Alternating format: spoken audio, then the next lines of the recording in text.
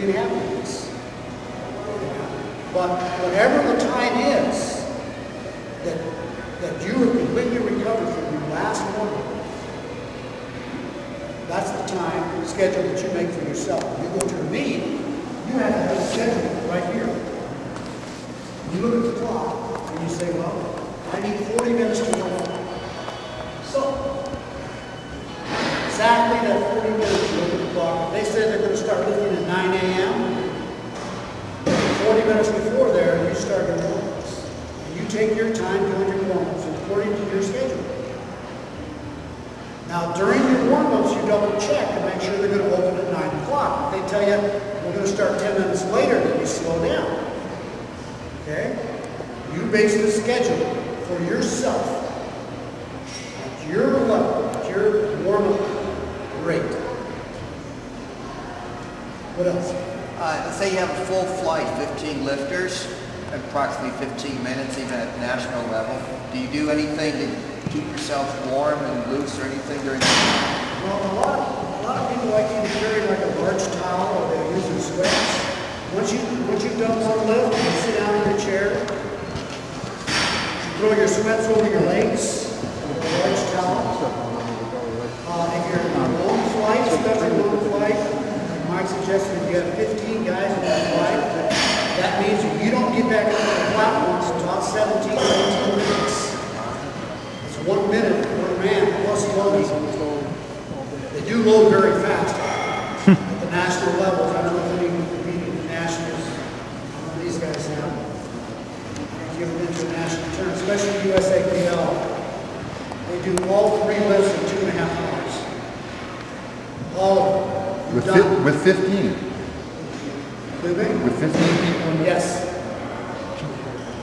Longest would be about 3 hours generally. I've been to world tournaments, they're just as fast. 2.5 to 3 hours, you're done. So you warm it up to that again in between those? When you finish your squats, you go right back to the warm-up room and start benching. You finish your benching, you start warming up with the deadlift. Yeah, but if you're doing your squats and you've got 15 minutes between attempts, that's be hard to stay warm. That's what Mike's saying. What you do is you do a large towel on you, maybe from the hotel you're staying at. You can't go back and forth. Or your warm-up suit. When you go in the warm-up room, you should have long pants on. You should be wearing long pants when you go to the warm-up room. You can slide those back on. And you're sitting there with your jacket on. There are multiple flights, so they be going to be living simultaneously. Generally, just one. Well, there'll be multiple flights on one platform. Yeah, so I mean, there's Yeah, multiple flights. there'll be at a 3. time. Right, you'll do all 3 of your squats in the next flight. You'll do theirs. So the time between this is long. Depending on how many guys. Sometimes, what if you only have 5 or a short flight like 7 or 8 people? It's quick. You know, you got to be ready for that too. And all that planning and warm-up stuff, little chart, takes all the nerves away. Come into the area to warm up, and then you back over the program. This is when I start warming up. You lay your equipment out in order as well. Your squatting equipment goes on top of your back. Your bench press equipment goes over that. And your deadlift over that. Anything else? You going to talk about any of the other lifts? Oh, yes, we're going to do bench and... Yes. Now I'm going to let Jim's going to talk on the bench press. I want to hit up being a national judge as far as timing is concerned. I think the first 4 or 5 days that I ever lived, I was always behind. I'm in the hole, I'm ready. So you have to be able to tell us that in this go to hit a hole someone like Sam or I mean, that's what I'm there for. I'll help anybody. Even as a judge, I'm helping somebody. But the most important thing is to understand, we're in the gym. We wait 15 to 20 minutes in between a lift. No, we don't. Now, why are we going to do that? Squats on here, we do our squats. every 7 to 8 minutes, I call my guys, every 7 to 8 minutes, go out with 220 or 240, something, just to keep it warm. Be uncomfortable with clothing, meaning pile the clothes with green water. Keep that body warm.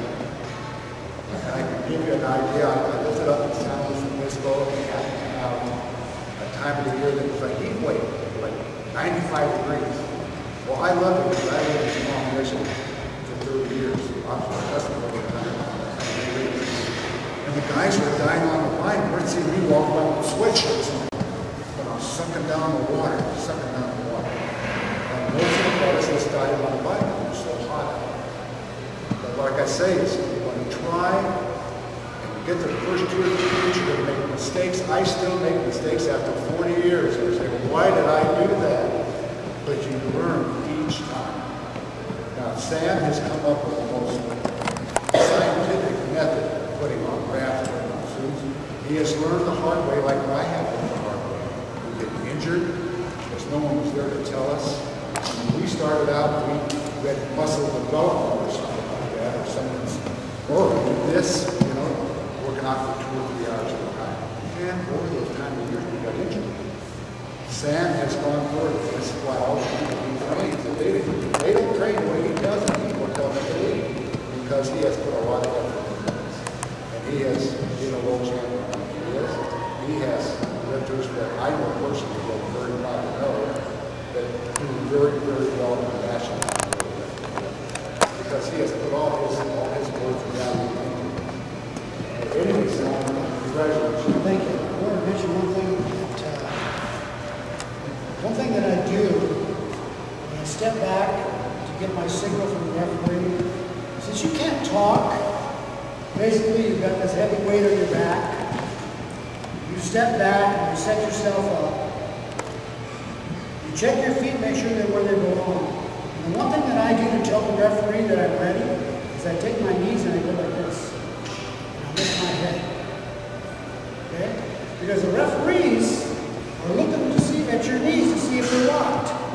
And they're not going to give you a squat signal until the knees are locked. So this head referee sitting right there, he's looking right at your knees 90% of the time.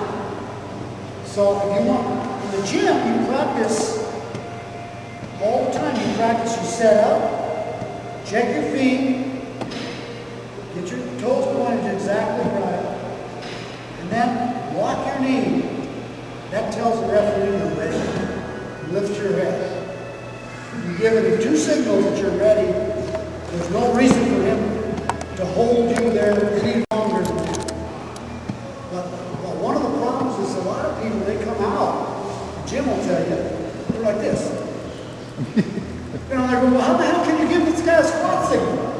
You can't even hold it. He's all over the place. So you really have to show control. So, and showing control is, you step back and you take your time. Step back, get your feet where they belong. Now you're comfortable and you're exactly where you belong. Boom. And you get your signal to squat. That's what I use to talk to the referee. Use my body. I've had to have fellows practice. My idea also judges, all those things that I have had some judges.